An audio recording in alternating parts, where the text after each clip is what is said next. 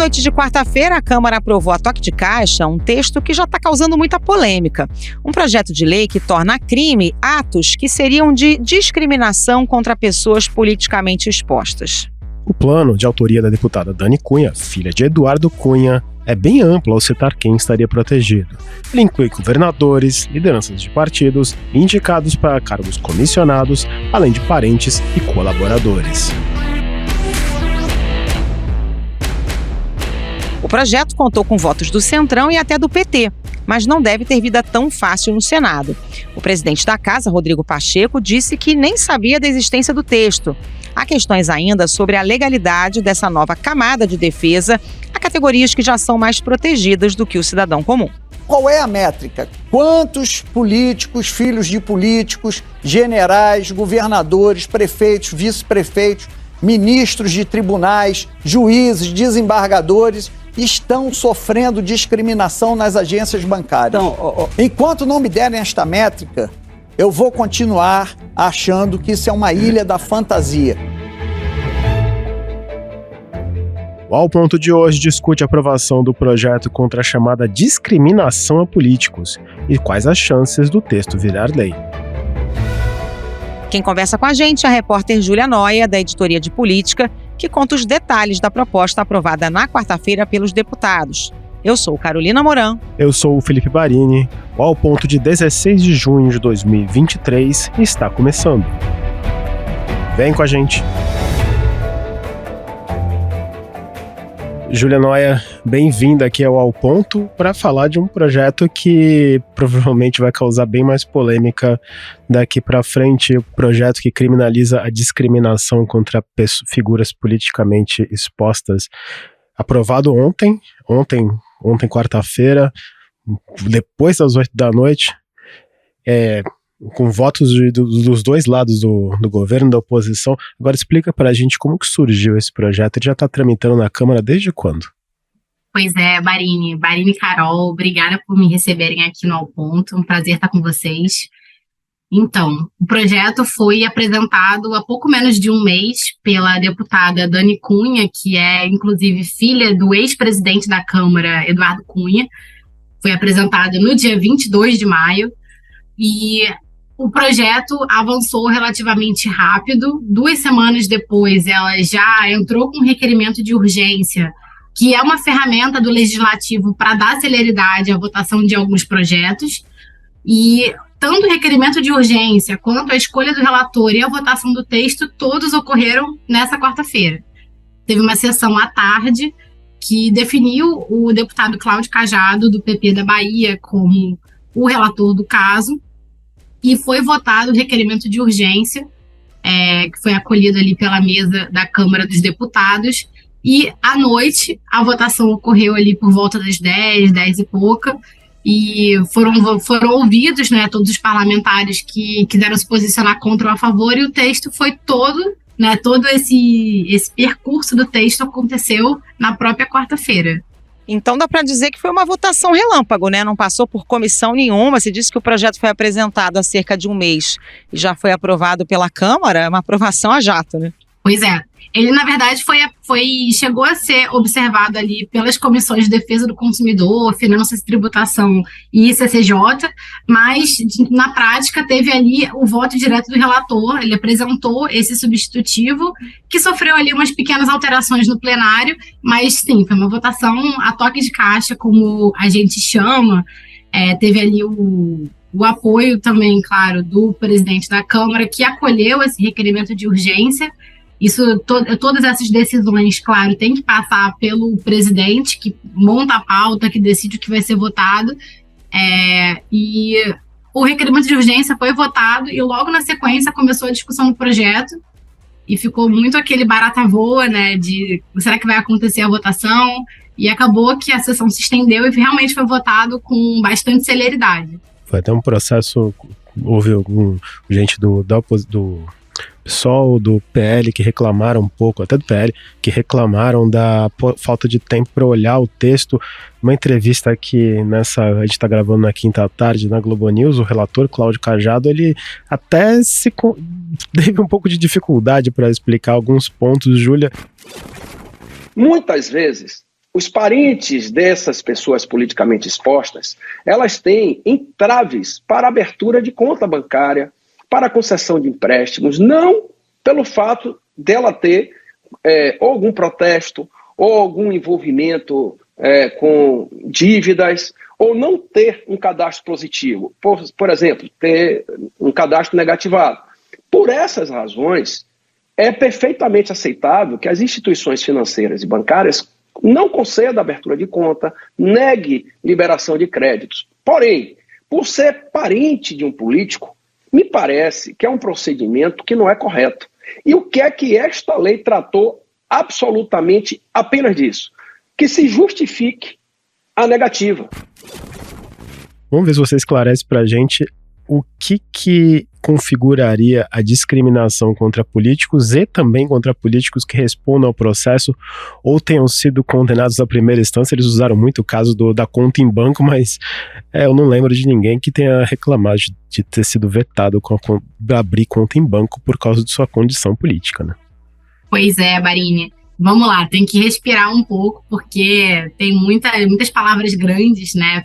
Pessoas politicamente expostas e todo esse processo de quem é réu na justiça, quem está enfrentando o processo administrativo, mas sintetizando o que quer dizer o projeto, inicialmente ele abarcava mais pontos, aí o relator enxugou um pouco o texto, entendeu que alguns pontos já eram tratados em outras leis, então o projeto que foi inicialmente apresentado pela deputada Dani Cunha estaria se sobrepondo a leis que já existiam, então eles deram uma enxugada. Mas, via de regra, o texto entende essa discriminação contra pessoas politicamente expostas, que respondam a processos penais, civis ou administrativos e que sejam réus em processos em curso. O projeto, no caso, que foi votado, ele fala explicitamente da abertura ou manutenção de conta corrente ou concessão de crédito, então seria mais pela via financeira do projeto, e isso, na verdade, daí trazer também a Comissão de Defesa do Consumidor, porque o projeto prevê uma alteração no Código de Defesa, para poder contemplar essa categoria, que não é uma categoria pequena. Teve um levantamento que saiu hoje, quinta-feira, que pelo portal de transparência, agora em abril, tem cerca de 99 mil pessoas que se tipificam como pessoas politicamente expostas. Não é um número pequeno. Não, é uma nova categoria quase que está criando. Pois é uma nova categoria e é um número bastante considerável que, se o texto for sancionado da forma como foi aprovado na Câmara, serão contempladas, né, beneficiadas aí por essa proteção. E essa tipificação que foi aprovada na Câmara, ela ainda prevê uma pena, e é uma pena de reclusão, que é uma das penalidades mais avançadas no Código de Processo Penal. Então, é uma pena de 2 a 4 anos de prisão e multa para o caso das instituições financeiras que se recusarem a abrir contas ou manter contas de pessoas politicamente expostas, ou mesmo que se recusem a oferecer uma linha de crédito. Então, o projeto deu essa enxugada, mas trata especificamente desse ponto, e eu acho que é importante a gente explicar o que é esse palavrão, que é a pessoa politicamente exposta, que é um termo um pouco genérico, mas ele de fato é genérico porque ele abarca muitas categorias. Pelo que está no texto que foi aprovado, pessoas politicamente expostas são pessoas que nos últimos 5 anos exerceram ou exercem no Brasil ou no exterior algum cargo, emprego ou função pública relevante, ou que têm parentes, representantes ou pessoas próximas nesse tipo de situação. Então, é o caso, por exemplo, de uma pessoa que às vezes não está ocupando um cargo público, mas o pai é governador de um estado, ou é vereador de uma cidade, é uma pessoa politicamente exposta. Então, essa pessoa indiretamente também está se enquadrando aí dentro dessa tipificação do texto.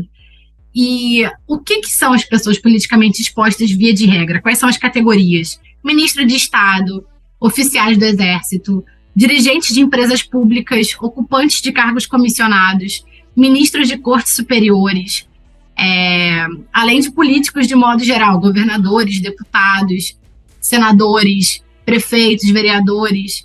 Então, todas essas categorias são aí abarcadas, e também tem uma abrangência do exterior, que foi incluída no texto, e essa abrangência do exterior inclui, por exemplo, políticos de escalões superiores do direito internacional, como integrantes da ONU, de qualquer órgão da ONU. Então, é um texto que abrange muitas categorias dentro desse guarda-chuva de pessoas politicamente expostas, além, claro, das pessoas que estão enfrentando processos judiciais, administrativos ou processos civis em curso ou que são réus em algum processo.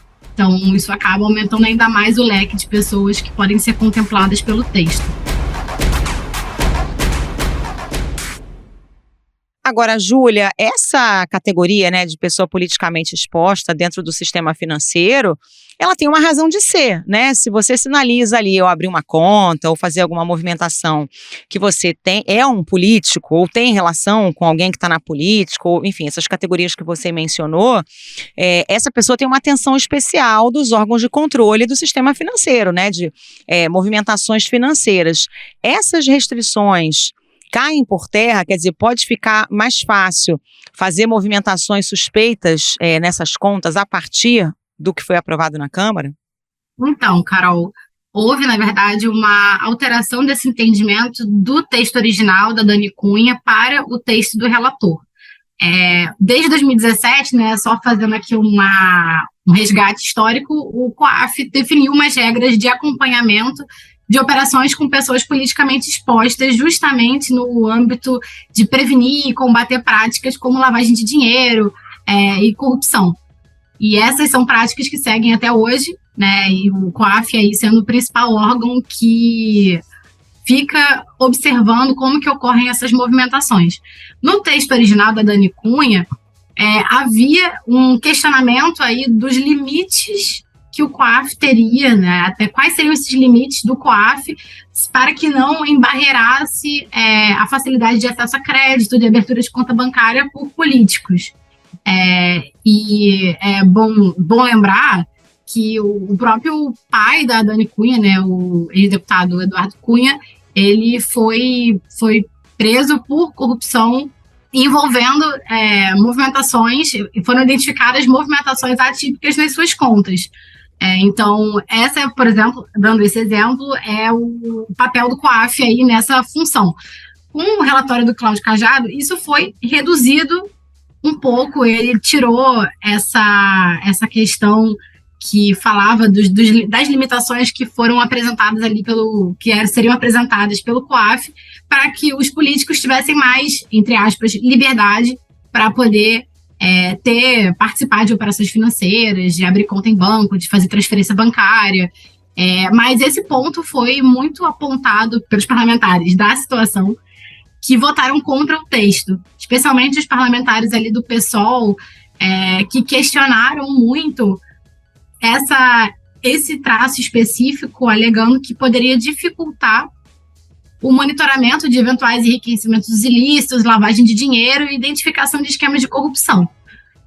Eles ainda falaram que seria muito uma questão de legislar em causa própria, no sentido de que, segundo esses parlamentares, também seria uma espécie de blindagem uma espécie de corporativismo ali da Câmara dos Deputados, que se estende a todo o meio político, mas especialmente essa dificuldade de poder, né, segundo esses parlamentares, investigar com mais abrangência, né, dentro das competências do COAF, eventuais enriquecimentos ilícitos e lavagem de dinheiro. Essa lei, no ordenamento jurídico, acaba tendo mais poder. Sendo assim, o que pode acontecer? Que pessoas, tios, primos, outros graus de parentesco, não sejam mais acompanhadas e sejam usadas em esquemas de corrupção, sem esse controle que é feito pelos órgãos de monitoramento, que já é falho. A gente sabe que o Brasil tem um histórico de impunidade, de patrimonialismo, mas imagine tirar, né, o controle, esse monitoramento das pessoas de terceiro e quarto grau. Você falou muito dos governadores, deputados, parentes, mas O texto também inclui pessoas jurídicas ligadas a políticos? Sim, exatamente, Barini. E aí entra uma explicação que eles se referem como estreitos colaboradores dentro do texto. E essas pessoas jurídicas seriam, na verdade, pessoas que tivessem alguma relação com políticos ou réus em processos, enfim. E aí, o que seriam os estreitos colaboradores, pelo que está escrito no texto? Seriam pessoas politicamente expostas, enfim, dentro das categorias que a gente já citou, que eles tenham participação em alguma sociedade ou propriedade privada conjunta, na iniciativa privada, claro. Isso também vale para empresas, alguma empresa privada que tenha concedido algum tipo de benefício a políticos. Então, eles também estariam enquadrados aí nesse guarda-chuva. O que aumenta ainda mais o escopo de pessoas, aí no caso, físicas e jurídicas, que estariam contempladas pelo texto. Ô, Júlia, você falou que o projeto original, o texto original da deputada Daniele Cunha era até mais amplo, né? Acabou sendo ali modulado pelo relator. Originalmente tratava até de ataques contra políticos, tornava crime injuriá-los, né? Enfim. O que ficou de fora desse texto original? Nesse relatório do relator Cláudio Cajado, tinha uma parte também sobre promoções e acesso dessas pessoas a empregos públicos, né? Isso, exatamente. O projeto inicial, como você comentou, Carol, ele era muito mais abrangente e incluía duas principais tipificações dentro desse crime de discriminação que foram entendidas no plenário, que não cabiam no texto e foram retirados. O principal é a punição em caso de ofensas que afetassem a dignidade ou decoro de políticos ou réus em processos, que isso seria entendido como algo que já foi contemplado em outra lei. Então, pela tipificação de 2 a 4 anos de pena, estaria inclusive prevendo uma pena superior à pena que já está prevista em uma outra legislação. Então, isso foi retirado do texto. Que é a lei da injúria que existe contra qualquer pessoa, né? Injúria é crime contra qualquer um, não precisa ser político, exatamente. Né? E aí entenderam que não cabia o político colocar uma pena de 2 a 4 anos, sendo que a pena de injúria é de 6 meses. Então aí tem uma desigualdade no tempo de cumprimento de pena. E num outro ponto, a redação ela também falava sobre a ocupação de cargos na administração pública direta ou indireta, né? Que aí inclui também autarquias, empresas públicas. E o texto da Dani Cunha, ele falava que também essa pena de 2 a 4 anos, caso fosse comprovada um processo que dificultasse o acesso de um político ou réu em qualquer cargo da administração pública direta ou indireta. E também falasse sobre a questão de promoção dentro do cargo, que aí entra um pouco na estratégia de plano de cargos dentro do setor público. E tem outro ponto também que foi retirado, que seria um ponto que dificultasse pessoas politicamente expostas ocupassem cargos em empresas privadas. Aí isso também entraria nessa tipificação. Todos esses 3 pontos foram debatidos em plenário, foram trazidos pelo relatório do deputado Cláudio Cajado e, no texto final votado quarta-feira à noite, foram retirados.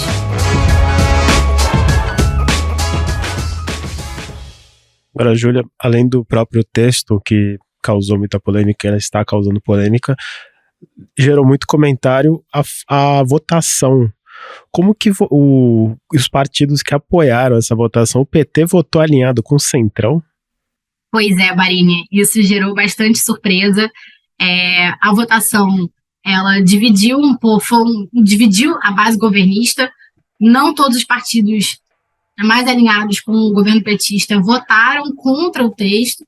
Na verdade, os partidos menores, como o PSOL, o PCdoB, o Cidadania e a Rede, todos votaram contra. Eles fizeram um alinhamento de bancada para votar contra o texto. E esses partidos, eles se uniram, por exemplo, ao Partido Novo, que também votou, toda a bancada do Partido Novo votou contra o texto, e chamou atenção nomes consagrados do bolsonarismo na Câmara dos Deputados também votaram contra o texto, como os deputados Nicolas Ferreira, que se alinhou ao bolsonarismo nas eleições do ano passado, a deputada Bia Kicis, a deputada Carolina de Tone, foram alguns dos nomes mais alinhados à direita que votaram contra. Então, nesse sentido, houve uma espécie de alinhamento não combinado entre essas duas alas em polos diametralmente opostos. Por outro lado, a gente viu que o PT, a maioria da bancada do PT, votou a favor do texto, acompanhando aí a votação de importantes partidos do Centrão, como União Brasil, como o PSD, partidos que estão bem alinhados e próximos ali, especialmente União, próximos do presidente da Câmara, Arthur Lira, o PL, o PP. E dentro da bancada do PT, 43 deputados dos 54 que estavam presentes no plenário votaram a favor. E aí chama atenção alguns dos nomes que estavam no plenário e votaram a favor, que foi o líder do governo na Câmara, o deputado José Guimarães, o líder do PT na Câmara, o deputado Zeca Dirceu, e o deputado Rui Falcão, que foi presidente do PT. Então, são nomes de muita expressão dentro do partido que estão votando com grandes partidos, grandes caciques do Centrão num projeto como esse. Isso gerou bastante confusão entre quem estava acompanhando essa votação. Nós não estamos aqui votando em causa própria. Nós estamos defendendo princípios constitucionais.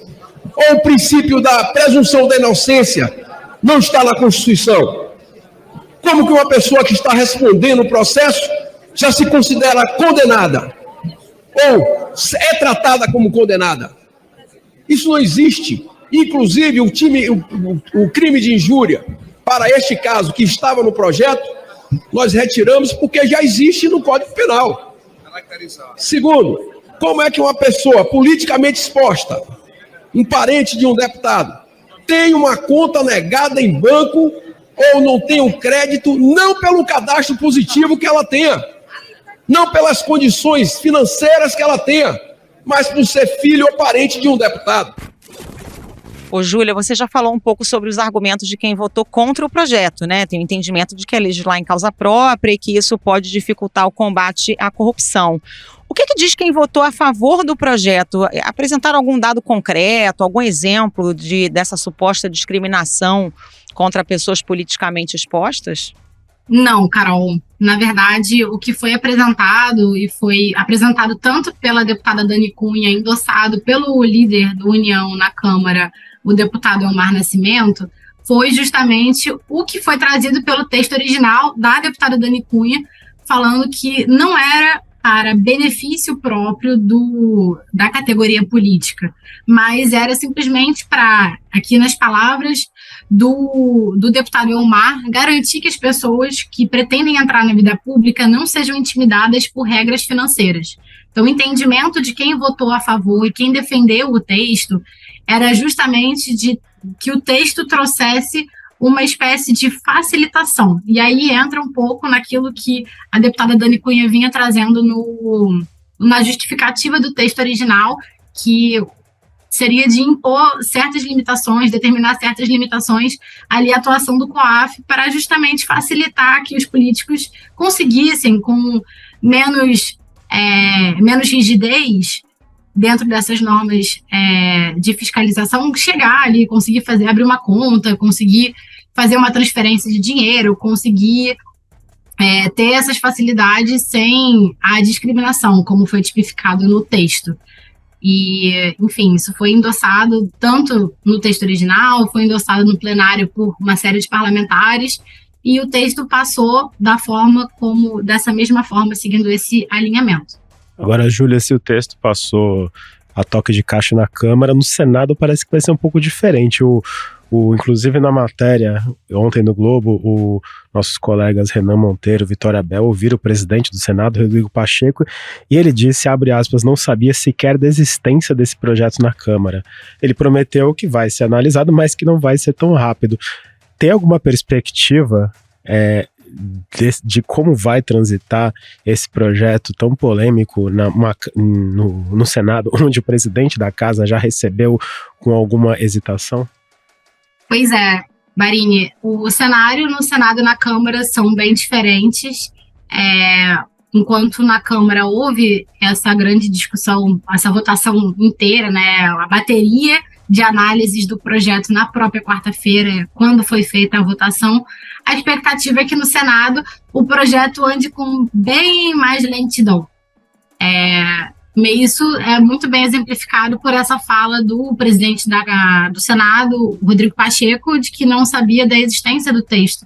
Então, a expectativa é que o texto ele tenha um percurso mais demorado, e aí, caso ele venha à votação, ele vai ser votado ali por ser um projeto de lei ordinário, vai ser votado, vai ser aprovado, aliás, se tiver a votação favorável da maioria dos senadores presentes. Não tem, é um quórum mais básico ali do Senado, e aí, caso seja aprovado no Senado, ele vai à sanção, mas isso tudo depende, claro, do interesse do presidente do Senado em pautar esse projeto.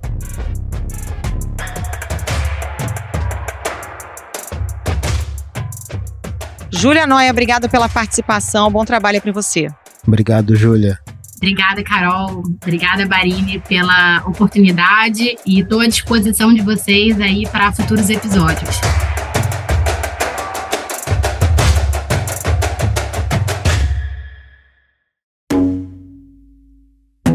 Esse foi o Ao Ponto de hoje, o podcast diário da redação do Globo. Nessa conversa, a gente conta com a participação de toda a equipe do jornal, as mesmas pessoas que levam até você informação e análise de qualidade todos os dias. Quer saber mais? Assine o Globo. Acesse assineoglobo.com.br e confira todas as notícias e reportagens especiais. A edição foi de João Guilherme Lacerda. Até mais. Até mais.